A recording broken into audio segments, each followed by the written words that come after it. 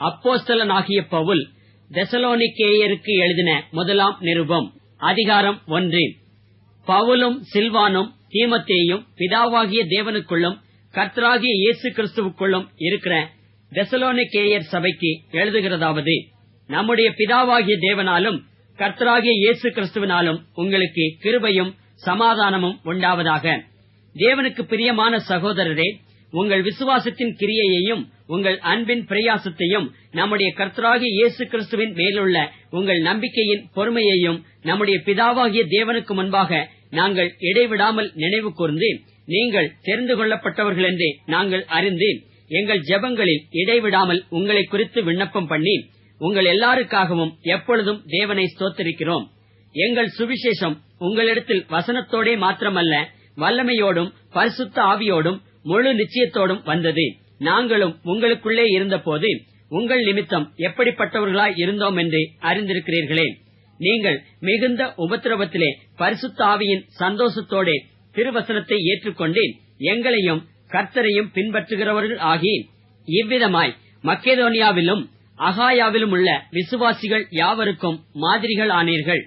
எப்படியெனில், உங்களிடத்திலிருந்து கர்த்தருடைய வசனம் மக்கெதோனியாவிலும் அகாயாவிலும் தொனித்ததுமல்லாமல், நாங்கள் அதை குறித்து ஒன்றும் சொல்ல வேண்டியதாய் இராதபடிக்கு தேவனை பற்றின உங்கள் விசுவாசம் எங்கும் பிரசித்தமாயிற்று. ஏனெனில் அவர்கள் தாமே எங்களை குறித்து உங்களிடத்தில் நாங்கள் அடைந்த பிரவேசம் இன்னதென்பதையும், ஜீவனுள்ள மெய்யான தேவனுக்கு ஊழியம் செய்வதற்கு நீங்கள் விக்கிரகங்களை விட்டு தேவனிடத்திற்கு மனம் திரும்பினதையும், அவர் மரித்தோரிலிருந்து எழுப்பினவரும் இனி வரும் கோபாக்கினை நின்று நம்மை நீங்களாக்கி ரட்சிக்கிறவருமாயிருக்கிற அவருடைய குமாரனாகிய இயேசு பரலோகத்திலிருந்து வருவதை நீங்கள் எதிர்பார்த்துக் கொண்டிருக்கிறதையும் அறிவிக்கிறார்களே. அதிகாரம் 2. சகோதரரே, நாங்கள் உங்களிடத்தில் பிரவேசித்தது வீணாயிருக்கவில்லை என்று நீங்களே அறிந்திருக்கிறீர்கள். உங்களுக்கு தெரிந்திருக்கிறபடி முன்னே பிலிப்பி பட்டணத்திலே நாங்கள் பாடுபட்டு நிந்தை அடைந்திருந்தும் வெகு போராட்டத்தோடு தேவனுடைய சுவிசேஷத்தை உங்களுக்கு சொல்லும்படி நம்முடைய தேவனுக்குள் தைரியம் கொண்டிருந்தோம். எங்கள் போதகம் வஞ்சகத்தினாலும் துராசையினாலும் உண்டாகவில்லை, அது கபடமுள்ளதாயும் இருக்கவில்லை. சுவிசேஷத்தை எங்களிடத்தில் ஒப்புவிக்கத்தக்கதாய் தேவன் எங்களை உத்தமர் என்று எண்ணினபடியே நாங்கள் மனுஷருக்கு அல்ல, எங்கள் இருதயங்களை சோதித்தருகிற தேவனுக்கே பிரியமுண்டாக பேசுகிறோம். உங்களுக்கு தெரிந்திருக்கிறபடி நாங்கள் ஒரு காலம் இச்சகமான வசனங்களை சொல்லவும் இல்லை, பொருளாசை உள்ளவர்களாய் மாயம் பண்ணவும் இல்லை. தேவனே சாட்சி. நாங்கள் கிறிஸ்துவின் அப்போஸ்தலராக உங்களுக்கு பாரமாயிருக்க கூடியவர்களானாலும், உங்களிடத்திலாவது மற்றவர்களிடத்திலாவது மனுஷரால் வரும் மகிமையை நாங்கள் தேடவில்லை. உங்களிடத்தில் பட்சமாய் நடந்து கொண்டோம். பால் கொடுக்கிற தாயானவள் தன் பிள்ளைகளை காப்பாற்றுகிறது போல நாங்கள் உங்கள் மேல் வாஞ்சியாயிருந்து தேவனுடைய சுவிசேஷத்தை உங்களுக்கு கொடுத்ததும் அல்லாமல், நீங்கள் எங்களுக்கு பிரியமானவர்களானபடியினாலே எங்கள் ஜீவனையும் உங்களுக்கு கொடுக்க மனதாயிருந்தோம். சகோதரரே, நாங்கள் பட்ட பிரயாசமும் வருத்தமும் உங்களுக்கு ஞாபகமாயிருக்கும். உங்களில் ஒருவனுக்கும் பாரமாயிராதபடிக்கு இரவும் பகலும் நாங்கள் வேலை செய்து தேவனுடைய சுவிசேஷத்தை உங்களிடத்தில் பிரசங்கித்தோம். விசுவாசிகளாகிய உங்களுக்குள்ளே நாங்கள் எவ்வளவு பரிசுத்தமும் நீதியும் பிழையின்மையுமாய் நடந்தோம் என்பதற்கு நீங்களும் சாட்சி, தேவனும் சாட்சி. மேலும் தம்முடைய ராஜ்யத்திற்கும் மகிமைக்கும் உங்களை அழைத்த தேவனுக்கு நீங்கள் பாத்திரராய் நடக்க வேண்டுமென்று தகப்பன் தன் பிள்ளைகளுக்கு சொல்லுகிறது போல, நாங்கள் உங்களில் ஒவ்வொருவனுக்கும் புத்தியும் தேறுதலும் எச்சரிப்பும் சொன்னதை அறிந்திருக்கிறீர்கள். ஆகையால் நீங்கள் தேவ வசனத்தை எங்களாலே கேள்விப்பட்டு ஏற்றுக்கொண்ட போது அதை மனுஷர் வசனமாக ஏற்றுக்கொள்ளாமல் தேவ வசனமாகவே ஏற்றுக்கொண்டதினாலே நாங்கள் இடைவிடாமல் தேவனுக்கு ஸ்தோத்திரம் செலுத்துகிறோம். அது மெய்யாகவே தேவ வசனம்தான். விசுவாசிக்கிற உங்களுக்குள்ளே அது பலனும் செய்கிறது. எப்படியெனில், சகோதரரே, யூதேயா தேசத்தில் கிறிஸ்து இயேசுவுக்குள்ளான தேவனுடைய சபைகளை நீங்கள் பின்பற்றினவர்களாகி, அவர்கள் யூதராலே எப்படி பாடுபட்டார்களோ அப்படியே நீங்களும் உங்கள் சுய ஜனங்களாலே பாடுபட்டீர்கள். அந்த யூதர்கள் கர்த்தராகிய இயேசுவையும் தங்கள் தீர்க்கதரிசிகளையும் கொலை செய்தவர்களும், எங்களை துன்பப்படுத்தினவர்களும், தேவனுக்கு ஏற்காதவர்களும், மனுஷர் யாவருக்கும் விரோதிகளுமாயிருந்து புறஜாதியார் ரட்சிக்கப்படுவதற்கு நாங்கள் அவர்களோட பேசாதபடிக்கு தடை பண்ணுகிறார்கள். இவ்விதமாய் எக்காலத்திலும் தங்கள் பாவங்களை நிறைவாக்குகிறார்கள். அவர்கள் மேல் கோபாக்கினை பூரணமாய் வந்திருக்கிறது. சகோதரரே, நாங்கள் இருதயத்தின்படி உங்களோடிருந்து சரீரத்தின்படி கொஞ்ச காலம் உங்களை விட்டு பிரிந்திருந்தபடியினாலே உங்கள் முகத்தை பார்க்க வேண்டுமென்று மிகுந்த ஆசையோடு அதிகமாய் பிரயத்தனம் பண்ணினோம். ஆகையால் நாங்கள் உங்களிடத்தில் வர இரண்டொரு தரம் மனதாயிருந்தோம். பவுலாகிய நானே வர மனதாயிருந்தேன். சாத்தானோ எங்களை தடை பண்ணினான். எங்களுக்கு நம்பிக்கையும் சந்தோஷமும் மகிழ்ச்சியின் கிரீடமுமாய் இருப்பவர்கள் யார்? நம்முடைய கர்த்தராகிய இயேசு கிறிஸ்து வரும்போது அவருடைய சன்னிதானத்திலே நீங்கள் அல்லவா அப்படி இருப்பீர்கள்? நீங்களே எங்களுக்கு மகிமையும் சந்தோஷமுமாய் இருக்கிறீர்கள். அதிகாரம் 3. ஆகையால் நாங்கள் இனி பொறுத்திருக்க கூடாமல் அத்தேனே பட்டணத்தில் தனித்து விடப்படுகிறது நன்மை என்று நினைத்து இந்த உபத்திரவங்களினாலே ஒருவனும் அசைக்கப்படாத படிக்கு உங்களை திடப்படுத்தவும் உங்கள் விசுவாசத்தை பற்றி உங்களுக்கு புத்தி சொல்லவும் நம்முடைய சகோதரனும் தேவ ஊழியக்காரனும் கிறிஸ்துவின் சுவிசேஷத்தில் எங்கள் உடன் வேலையாளுமாகிய தீமோத்தேயுவை அனுப்பினோம். இப்படிப்பட்ட உபத்திரவங்களை சகிக்க நாம் நியமிக்கப்பட்டிருக்கிறோம் என்று நீங்கள் அறிந்திருக்கிறீர்களே. நமக்கு உபத்திரவம் வரும் என்று நாங்கள் உங்களிடத்தில் இருந்தபோது உங்களுக்கு முன் அறிவித்தோம். அப்படியே வந்து நேரிட்டதென்றும் அறிந்திருக்கிறீர்கள். ஆகையால் நான் இனி பொறுத்திருக்க கூடாமல் எங்கள் வேலை வீணாய் போகத்தக்கதாக சோதனைக்காரன் உங்களை சோதனைக்குட்படுத்தினதுண்டோ என்று உங்கள் விசுவாசத்தை அறியும்படிக்கு அவனை அனுப்பினேன்.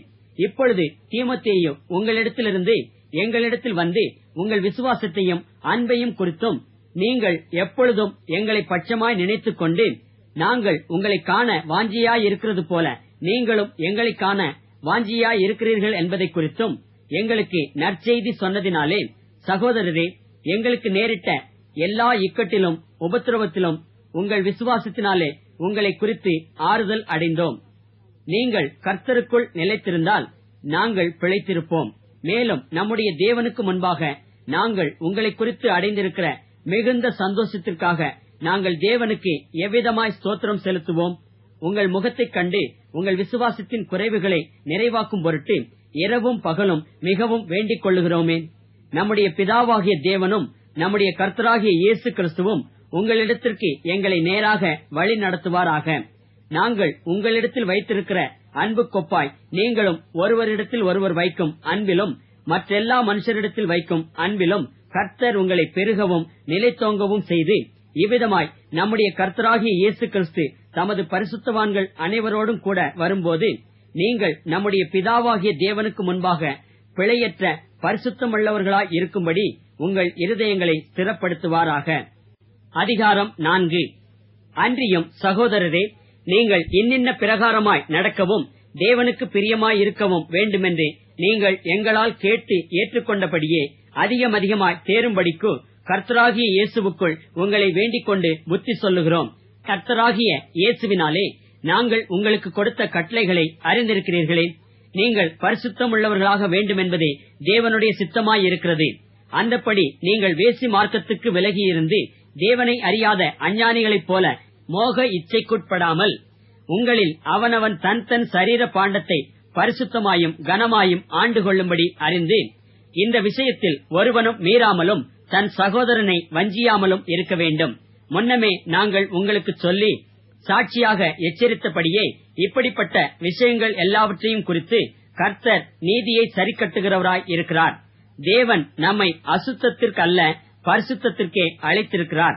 ஆகையால் அசட்டை பண்ணுகிறவன் மனுஷரை அல்ல, தமது பரிசுத்த ஆவியை நமக்கு தந்தருளின தேவனையே அசட்டை பண்ணுகிறான். சகோதர சிநேகத்தை குறித்து நான் உங்களுக்கு எழுத வேண்டுவதில்லை. நீங்கள் ஒருவரில் ஒருவர் அன்பாயிருக்கும்படிக்கு தேவனால் போதிக்கப்பட்டவர்களாய் இருக்கிறீர்களே. அந்தப்படி நீங்கள் மக்கதோனியா நாடெங்கும் உள்ள சகோதரர் எல்லாருக்கும் செய்து வருகிறீர்கள். சகோதரரே, அன்பிலே நீங்கள் இன்னும் அதிகமாய் பெருகவும் புறம்பே இருக்கிறவர்களை பற்றி யோக்கியமாய் நடந்து ஒன்றிலும் உங்களுக்கு குறைவில்லாதிருக்கும்படிக்கு நாங்கள் உங்களுக்கு கட்டளையிட்டபடியே அமைதல் உள்ளவர்களாய் இருக்கும்படி நாடவும் உங்கள் சொந்த அலுவல்களை பார்க்கவும் உங்கள் சொந்த கைகளினாலே வேலை செய்யவும் வேண்டுமென்று உங்களுக்கு புத்தி சொல்லுகிறோம். அன்றியும் சகோதரரே, நித்திரை அடைந்தவர்களின் நிமித்தம் நீங்கள் நம்பிக்கையற்றவர்களான மற்றவர்களைப் போல துக்கித்து அறிவில்லாதிருக்க எனக்கு மனதில்லை. இயேசுவானவர் மரித்து பின்பு எழுந்திருந்தார் என்று விசுவாசிக்கிறோமே. அப்படியே இயேசுவுக்குள் நித்திரை அடைந்தவர்களையும் தேவன் அவரோடே கூட கொண்டு வருவார். கர்த்தருடைய வார்த்தையை முன்னிட்டு நாங்கள் உங்களுக்கு சொல்லுகிறதாவது, கர்த்தருடைய வருகை மட்டும் உயிரோடு இருக்கும் நாம் நித்திரை அடைந்தவர்களுக்கு முந்திக் கொள்வதில்லை. ஏனெனில் கர்த்தர் தாமே ஆரவாரத்தோடும் பிரதான தூதனுடைய சத்தத்தோடும் தேவ எக்காலத்தோடும் வானத்திலிருந்து இறங்கி வருவார். அப்பொழுது கிறிஸ்துவுக்குள் மரித்தவர்கள் முதலாவது எழுந்திருப்பார்கள். பின்பு உயிரோடு இருக்கும் நாமும் கர்த்தருக்கு எதிர்கொண்டு போக மேகங்கள் மேல் அவர்களோட கூட ஆகாயத்தில் எடுத்துக் கொள்ளப்பட்டு இவ்விதமாய் எப்பொழுதும் கர்த்தருடனே கூட இருப்போம். ஆகையால் இந்த வார்த்தைகளினாலே நீங்கள் ஒருவரையொருவர் தேற்றுங்கள். அதிகாரம் 5. சகோதரரே, இவைகள் நடக்கும் காலங்களையும் சமயங்களையும் குறித்து உங்களுக்கு எழுத வேண்டுவதில்லை. இரவிலே திருடன் வருகிற விதமாய் கர்த்தருடைய நாள் வரும் என்று நீங்களே நன்றாய் அறிந்திருக்கிறீர்கள். சமாதானமும் சௌக்கியமும் உண்டென்று அவர்கள் சொல்லும் போது கர்ப்பவதியானவளுக்கு வேதனை வருகிறது போல அழிவு சடுதியாய் அவர்கள் மேல் வரும். அவர்கள் தப்பிப் போவதில்லை. சகோதரரே, அந்த நாள் திருடனைப் போல உங்களை பிடித்துக் கொள்ளத்தக்கதாக நீங்கள் அந்தகாரத்தில் இருக்கிறவர்கள் அல்லவே. நீங்கள் எல்லாரும் வெளிச்சத்தின் பிள்ளைகளும் பகலின் பிள்ளைகளுமாய் இருக்கிறீர்கள். நாம் இரவுக்கும் இருளுக்கும் உள்ளானவர்கள் அல்லவே. ஆகையால் மற்றவர்கள் தூங்குகிறது போல நாம் தூங்காமல் விழித்துக் கொண்டு தெளிந்தவர்களாய் இருக்க கடவோம். தூங்குகிறவர்கள் ராத்திரியிலே தூங்குவார்கள், வெறி கொள்ளுகிறவர்கள் ராத்திரியிலே வெறி கொள்ளுவார்கள். பகலுக்குரியவர்களாகிய நாமோ தெளிந்தவர்களாயிருந்து விசுவாசம், அன்பு என்னும் மார்க்கவசத்தையும் ரட்சிப்பின் நம்பிக்கை என்னும் தலைச்சீராவையும் தரித்துக் கொண்டிருக்க கடவோம். தேவன் நம்மை கோபாக்கினைக்கென்று நியமிக்காமல் நம்முடைய கர்த்தராகிய இயேசு கிறிஸ்து மூலமாய் ரட்சிப்படைவதற்கென்று நியமித்தார். நாம் விழித்திருப்பவர்கள் ஆனாலும் நித்திரை அடைந்தவர்களானாலும் தம்முடனே கூட நாம் ஏகமாய் பிழைத்திருக்கும்படி அவர் நமக்காக மரித்தாரே.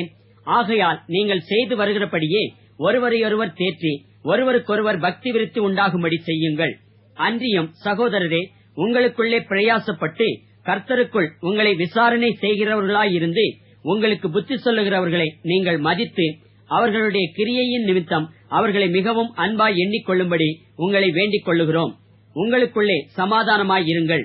மேலும் சகோதரரே, நாங்கள் உங்களுக்கு போதிக்கிறது என்னவென்றால், ஒழுங்கில்லாதவர்களுக்கு புத்தி சொல்லுங்கள், திடனற்றவர்களை தேற்றுங்கள், பலவீனரை தாங்குங்கள், எல்லாரிடத்திலும் நீடிய சாந்தமாயிருங்கள்.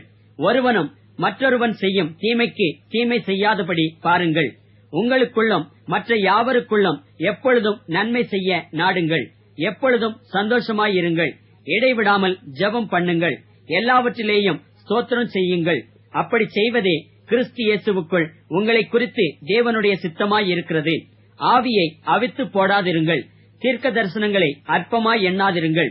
எல்லாவற்றையும் சோதித்து பார்த்து நலமானதை பிடித்துக் கொள்ளுங்கள். பொல்லாங்காய் தோன்றுகிற எல்லாவற்றையும் விட்டு விலகுங்கள். சமாதானத்தின் தேவன் தாமே உங்களை முற்றிலும் பரிசுத்தமாக்குவாராக. உங்கள் ஆவி, ஆத்துமா, சரீரம் முழுவதும் நம்முடைய கர்த்தராகிய இயேசு கிறிஸ்து வரும்போது குற்றமற்றதாய் இருக்கும்படி காக்கப்படுவதாக. உங்களை அழைக்கிறவர் உண்மையுள்ளவர். அவர் அப்படியே செய்வார். சகோதரரே, எங்களுக்காக வேண்டிக் கொள்ளுங்கள். சகோதரர் எல்லாரையும் பரிசுத்த முத்தத்தோடே வாழ்த்துங்கள். இந்த நிருபம் பரிசுத்தமான சகோதரர் யாவருக்கும் வாசிக்கப்படும்படி செய்ய வேண்டுமென்று கர்த்தர் பேரில் ஆணையிட்டு உங்களுக்கு சொல்லுகிறேன். நம்முடைய கர்த்தராகிய இயேசு கிறிஸ்துவனுடைய கிருபை உங்களுடனே கூட இருப்பதாக. ஆமென்.